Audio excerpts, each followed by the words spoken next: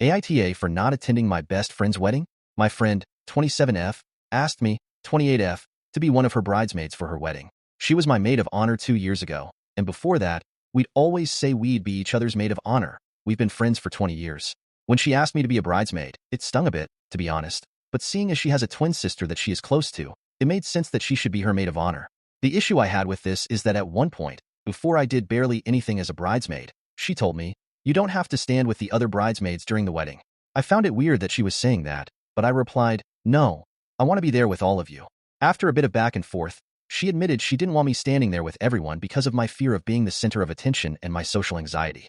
She was worried that I would have a panic attack just like I did standing there at my wedding. Honestly, it was bad during my wedding because I was shaking and couldn't breathe, and everyone's terrified reaction made it even worse for me. I had to leave and come back to just me, my husband, and my mother to continue our vows and such while everyone else moved on to the reception. I couldn't even go join them until I was drunk enough to not feel embarrassed. I've been to therapy since then and have made huge progress regarding my social anxiety, and my best friend knows this. I felt hurt that she didn't trust me enough to let me stand with the others. I told her I was so much calmer and less anxious now, and I wouldn't even be the center of attention like I was when I was the bride. She said she acknowledged my improvement, but just didn't want to take chances. She said she didn't want to embarrass me again and that she would just feel worried about me the whole time, and was also worried that I would ruin the mood of the wedding if I did happen to have a panic attack. I eventually told her that I'd just rather be a guest if I couldn't do all the bridesmaid stuff.